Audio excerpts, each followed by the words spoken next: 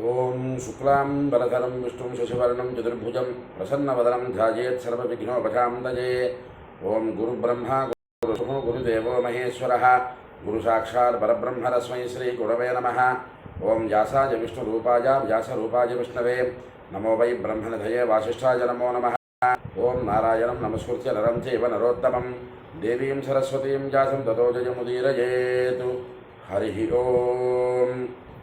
ప్రియ భగవద్బంధువులారా, ఆస్తిక మహాశైలారా, విష్ణు పురాణానికి మనం స్వాగతం పలుకుతూ ఆత్మానం రథనం విద్ధి శరీరం రథమేవతూ బుద్ధింతు సారథం విద్ధి మనః ప్రగ్రహమేవచ. మన ఆత్మ, మన శరీరము, మన బుద్ధి, మన మనస్సు ఇవి అన్నీ కూడా ఒక రథంలాగా మారితే ఆ రథాన్ని అధిరోహించినటువంటి శ్రీమన్నారాయణుడు మనకి సద్బుద్ధిని సద్గతులను కలుగు చేయుగాక అని మరొకసారి మనం స్మరణలోకి తెచ్చుకుంటూ విష్ణు పురాణం 18వ అధ్యాయంలో ఉన్నాం. ఈ 18వ అధ్యాయంలో కిందటి ఘట్టాలలో చెప్పుకున్నది ప్రహ్లాదుని చంపివేయాలి అని ప్రయత్నం చేసినటువంటి దైత్య పురోహితులు హిరణ్యకశిపుడు తాలూకా ఇంటి పురోహితులందరూ కూడా భయంకర ఆకారంతో ఉండేటటువంటి ఒక కుర్చీని ప్రయోగించారు. ఆ కుర్చీ వలన ప్రహ్లాదుడు చంపబడతాడు అని భావించారు. ఎందుకు?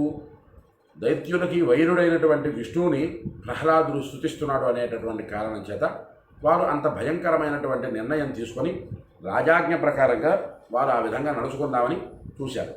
అయితే ఇక్కడ మనం తెలుసుకోవాల్సినటువంటి విశేషణం కింద ఘట్టంలోనే చెప్పుకున్నాం. ఏమిటయ్యా అంటే, నీవు చేసిన పాపము నిన్ను అంటుతుంది, నీవు చేసిన దుర్మార్గము ఎప్పటికైనా నీ తల మీదకే వస్తుంది.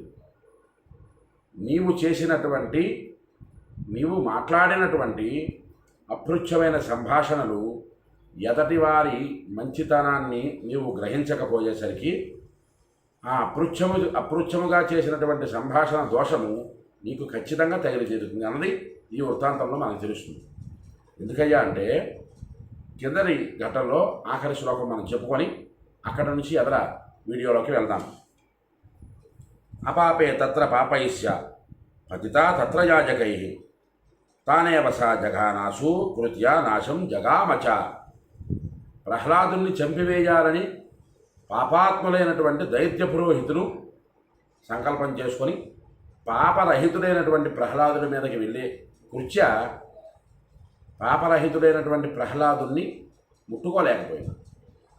తన దగ్గర ఉండేటటువంటి భయంకరమైన శూలాయుధంతో పొడిచేసరికి ఆ శూలాయుధం ముక్క చెక్కలైపోయింది. ఇక ఎందుకోసం ప్రయోగం చేశారో ఆ ప్రయోజనం అవ్వకపోయేసరికి ఎవరు ఈ కుర్చని ప్రయోగించారో వారిని చంపడానికి బయలుదేరింది ఆ కుర్చ. వారిని అంటి అగ్నిహోత్రం, కుర్చ అంటే భయంకరమైనటువంటి అగ్నిహోత్రం. ఆ అగ్నిహోత్రం ఎవరెవరిచే దైత్య అన్నారు కదా, ఆ దైత్య పురోహితులు అందరికీ అగ్నిహోత్రం అంటి అదృశ్యం అయిపోయింది. ఒక్కసారి అంటినటువంటి అగ్నిహోత్రం అదృశ్యం అయిపోయేసరికి దాన్ని ఎలాగ ఆపాలో తెలియనటువంటి దైత్య పురోహితులందరూ కూడా హాహాకారాలు పెట్టి భయభ్రాంతులై ఇక పరిగెట్టసాగేసరికి ప్రహ్లాదుడు వారిని చూసి జాలి పొందాడు. కుమారుడు బాలుడు ఆయన జాలి పొంది ఇక్కడి నుంచి వచ్చినటువంటి ఘట్టం చాలా పరమ పవిత్రమైనటువంటిది. ఈ ఘట్టంతో ఇంచుమించుగా ఈ 18వ అధ్యాయం పూర్తయిపోతుంది. ఇక్కడ ప్రహ్లాదుడు ఇలా పలుకుతూ కృత్యయా దహ్యమానాం స్థాన్ విలోక్య సమామతి త్రాహి కృష్ణేత్యనంతేతి వదన్నభ్యా వపద్యత. హాహి కృష్ణేతి అనంతేతి. చూడండి, ఎవరు ప్రహ్లాదుని చంపాలి అని కృత్యని ప్రయోగించారో వాళ్ళు రక్షించబడాలి అనంతుడి ద్వారా అని ప్రహ్లాదుడు ఇక్కడ స్తోత్రం చేస్తున్నాడు ఆ భగవంతుడైనటువంటి విష్ణుమూర్తిని. కృత్యచే దైత్య పురోహితుడు తగలబడిపోతూ ఉండడాన్ని చూసి వీక్షించి గొప్పదైనటువంటి స్వభావం కలిగినటువంటి వాడు కృష్ణ అనంత వీరిని రక్షించు అంటూ జాలితో ఆ పురోహితుల వెనకాతల వెళ్ళాడు ప్రహ్లాదుడు. ఈ పురోహితుడు అంటుకున్న అగ్నిహోత్రాన్ని ఎలా ఆర్పాలో తెలియక పరిగెడుతున్నారు. వారిని రక్షించాలి అనేటటువంటి ఆ ప్రహ్లాదుడు వారి వెంట వెళుతూ కృష్ణ అనంత అచ్యుత అనేటటువంటి నామాన్ని ఉచ్చరిస్తున్నాడు. ఇక్కడ మనకు ఒక అనుమానం రావచ్చు, ఏమండి ఈ ప్రహ్లాద కుమారుడు వైరిపక్షం అని మొదటి నుంచి శ్లోకాలన్నీ చెబుతున్నాయి కదా. వైరిపక్షంలో ఉండేటటువంటి ప్రహ్లాదుడిని చంపడానికి పురోహితులు ఉపక్రమించారు కదా, వారిని ఎందుకు కాపాడాలని ప్రహ్లాదుడు అని చెప్పేసి మనకు ఒక అనుమానం రావచ్చు. కానీ ఇక్కడ ప్రహ్లాదుడి ద్వారా చిత్తము ఆలోచన ఎలా ఉన్నదంటే, స్వపక్షము వైరిపక్షము ఇన్ని లేవు, ఒకటే పక్షము, అది విష్ణుమూర్తి పక్షము, విష్ణువే పక్షము, సర్వము విష్ణువే అన్నది ఇక్కడ శ్లోకంలో చెబుతున్నారు. ఇక్కడ ప్రహ్లాద కుమారుడు జాగ్రత్తగా అవధరించండి. సర్వవ్యాపిన్ జగద్రూప జగత్స్రష్ట జనార్దన పాహి విప్రాన్న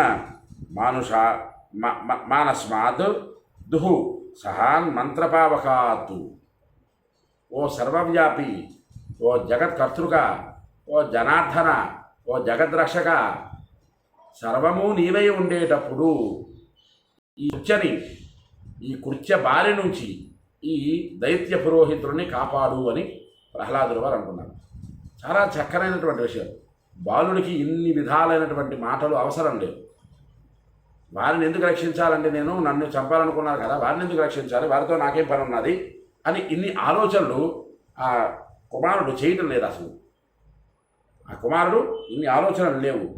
ఎవరైనా నా పక్షమే అంటే విష్ణు పక్షమే అంటూ, ఓ సర్వవ్యాపి, ఓ జగద్రూప, ఓ జగత్కర్తృక, ఓ జనార్దన, ఈ సహించరాని మంత్రాగ్ని నుంచి ఈ విప్రులను నీవు రక్షించదవుగాక అని విష్ణుమూర్తిని ప్రార్థిస్తున్నాడు.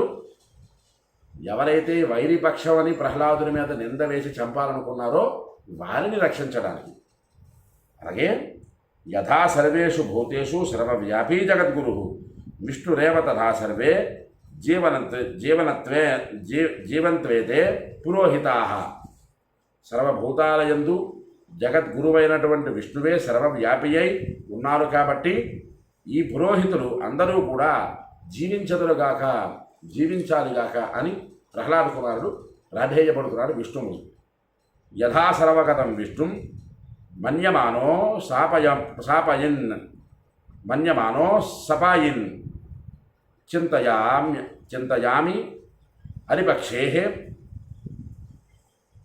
చింతయామ్యపరక్షేపి జీవంత్వేతే పురోహితా. విష్ణువు ఎల్లప్పుడూ సర్వులయందు సర్వత్రా విడవకుండా ఉంటాడని నా తాలూకు భావన నేను చేసేవాడిని. శత్రుపక్షమందు ఉన్నవారైనా కూడా ఈ పురోహితులందరూ కూడా జీవించాలని కోరుకుంటున్నాను అని ప్రహ్లాదుడు పలుకుతున్నాడు. నేను వైరుపక్షంలో ఉన్నానని వారు అనుకున్నారు తప్పిస్తే నాకు ఇన్ని పక్షాలు లేవయ్యా. శత్రుపక్షంలో నేనున్నానని భావించి నన్ను చంపాలని కోరుకునేటటువంటి ఈ విప్రులందరూ కూడా నన్ను రక్షించదురుగాక అంటూ 2 శ్లోకాలు ఇక్కడ చెప్తారు ప్రహ్లాదుడు. పరమాద్భుతమైనటువంటి శ్లోకాలు, చాలా చక్కనైనటువంటి శ్లోకాలు. ఏమిటవి?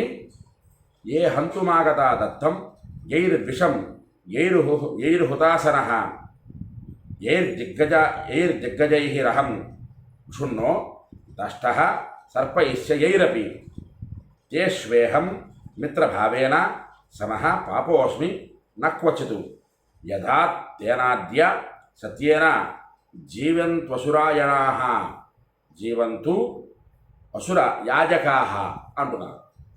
ఈ 2 శ్లోకాలలో ఉండేటటువంటి అర్థం సింపుల్గా చెప్పుకోవాలంటే, క్లుప్తంగా చెప్పుకోవాలంటే, నన్ను ఎవరెవరైతే చంపాలని కోరుకున్నారో, మొట్టమొదట తండ్రి హిరణ్యకశిపుడు పంపించినటువంటి భయంకర ఆకారాలతో భయంకర ఆయుధాలతో వచ్చినటువంటి దైత్య సమూహము దగ్గర నుంచి ఈ రాజపురోహితుల వరకు కూడా వీరందరూ కూడా కాపాడబడాలి అని ప్రహ్లాదుల వారు పలుకుతున్నారు.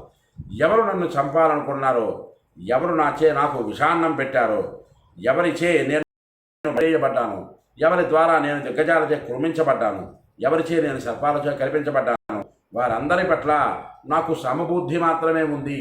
వారెవ్వరి పట్ల కూడా నాకు భేదభావం లేదు అని చెప్తున్నారు. నాకు ఎప్పుడూ పాపపు తలపు లేదు. వారందరూ కూడా జీవించే ఉండెదరుగాక. ఈ సత్యభావన ఏదైతే ఈ సత్యభావన నిజంగా ఉన్నాదో, నాకు ఈ అసురులందరూ కూడా, ఈ అసుర పురోహితులందరూ కూడా జీవించి ఉండాలి అని విష్ణుమూర్తిని ప్రార్థిస్తున్నాను. చాలామందికి ఇక్కడ ఒక అనుమానం, నీచమైనటువంటి అనుమానం రావచ్చు. ప్రహ్లాదుల కుమారుడు ఒక్క పురోహితుడు అంటే బ్రాహ్మణులనే రక్షించాలని కోరుకున్నాడా అండి? మిగతా ఎవరిని కోరుకోలేదా, మిగతా వారు ఎవరు జీవించకుండా ఉండక్కర్లేదా అనేటటువంటి దరిద్రపు గుట్టు ఆలోచన ఈ రోజుల్లో కొంతమంది కుహనా మేధావులకు వస్తుంది. ఎందుకంటే ముఖ్యంగా హిందూ సనాతన ధర్మం మీద విషం కక్కేటటువంటి వాళ్ళందరికీ ఈ అనుమానం వచ్చి మన మీద విషం కక్కుతూనే ఉంటారు. ఆ విషయం పక్కన పెట్టండి. దాని తర్వాత ఎవరెవరు చక్కగా ఈ విష్ణువుని ప్రార్థిస్తున్నారో, ఎవరు విష్ణువుని ప్రార్థించి ఎవరు బాగుపడాలి, ఎవరు కోరుకుంటున్నారు, ప్రహ్లాద కుమారుని కోరుకుంటున్నారు. ఎవరు బాగుపడాలని, ఎవరు తనని ఎవరైతే చంపాలని భావించారో వారందరూ కూడా బాగుపడాలి, వారందరూ కూడా శుభ్రంగా సుఖంగా జీవించి ఉండాలి అని ప్రహ్లాద కుమారుడు కోరుకుంటున్నాడు. ఇక్కడ మనం రెండు భావనలతో చూశాం. అంటే ఆ రాక్షసుడు రెండు భావనలతో చూశారు. స్వపక్షము వైరిపక్షము అని ప్రహ్లాదుని వేరు చేశారు. కానీ ప్రహ్లాదుడికి స్వపక్షమని కానీ వైరిపక్షమని కానీ లేదు. విష్ణువే ఒకే పక్షము, అతనే నాకు సర్వ విధాలుగా నన్ను రక్షించగలిగేటటువంటి శక్తి ఉన్నటువంటి వాడు అని ఆ ప్రహ్లాద కుమారుడు భావన చేశాడు. యుక్తాస్థేన తే సర్వే సంస్పృష్టాశ్చ నిరామయాః సముస్థరద్విజాః భూయంతం చోచు ప్రశ్రయాన్వితం. ఈ రీతిగా విష్ణువును ప్రార్థించి ప్రహ్లాదుడు వారిని స్పృశించాడు. విష్ణువును ప్రార్థించినటువంటి ప్రహ్లాదుడి ద్వారా చిత్తము రెండు పక్షాలు లేవు, రెండు లేదు, అసలు రెండు అనేటటువంటి మాట లేదు, అంతా విష్ణువే ఉన్నాడు, ఆయన రక్షిస్తాడు వేరని అని వారిని ఆయా నామాలతో హే కృష్ణ అచ్యుత జగత్కర్తృక సర్వవ్యాపి ఓ విష్ణుమూర్తి అని చెప్పి వారందరూ స్పృశించాడు. ఆ నామస్మరణ చేసిన తర్వాత ప్రహ్లాదుడితో వచ్చి ఆ దైత్య పురోహితుడికి తగిలేసరికి వారు వెంటనే స్వస్థపడ్డారు. ఆ అగ్నిహోత్రం వారిని అంటినటువంటి అగ్నిహోత్రం చల్లబడింది. చక్కగా వారు ప్రాణాలు దక్కించుకున్నటువంటి వారై నిండినటువంటి మనస్సుతో ఆ దైత్య పురోహితుడు ఆ ద్విజులు ఒక్క మారుగా లేచి వినయాన్వితుడైనటువంటి బాలుడిని చూచి మళ్ళీ ఇలా అన్నారు. వినయాన్వితుడైనటువంటి బాలుడు అంటే నేను వీళ్ళని రక్షించాను కదా, వీరు నా కింద పనిచేస్తారు కదా అనేటటువంటి భావన లేదు. వినయంతో కూడుకున్నటువంటి ఆ ప్రహ్లాదుని చూచి దైత్య పురోహితులు అందరూ కూడా ఇలా పలుకుతున్నారు. దీర్ఘాయు అప్రతిహత బలవీర్య సమన్విత పుత్ర పౌత్ర ఐశ్వర్య యుక్తో వత్స భవోత్తమ అని చెప్తున్నారు. ప్రహ్లాదుని మార్చాలి అని మొట్టమొదటగా వారు పలికినటువంటి మాట ఆయుష్మంతుడా అని పలికారు.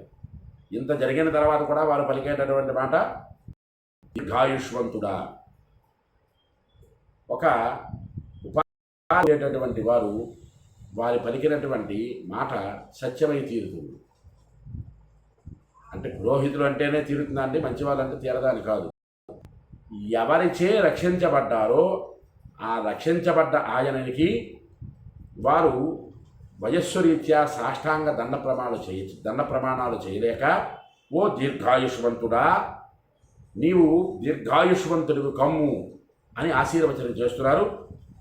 ఇక్కడ ఏ ఆటంకము లేక మహా బల శౌర్య పరాక్రమవంతుడిగా జీవించు, పుత్రులతో పౌత్రులతో ధనముతో ఐశ్వర్యముతో ఎల్లప్పుడూ సుఖముగా ఉండు, మహోత్తముడుగా విరాజిల్లు అని దీవించారు అని ప్రహ్లాద కుమారుడి ఈ దైత్య పురోహితులందరూ కూడా ఆశీర్వచనం చేసేశారు. చేసేసిన తర్వాత అక్కడ నుంచి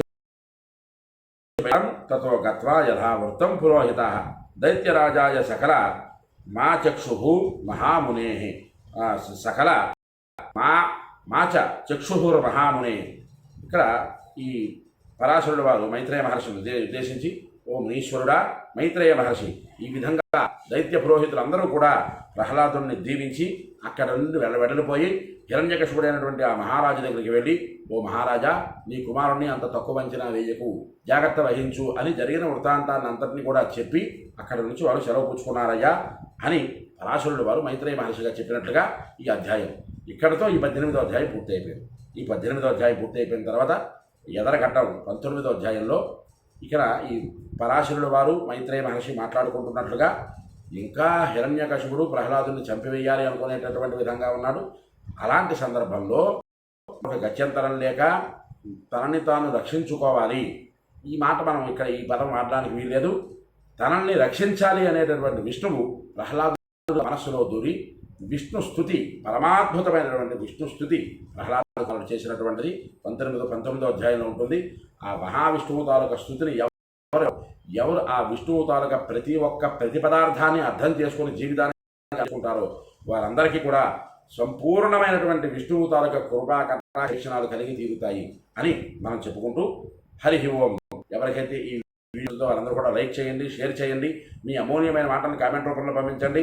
విష్ణు పురాణాన్ని మీరు వినండి, తరించండి, 10 మంది చేత వినింపజేసి తరింపజేయండి. హరి ఓం. స్వస్తి.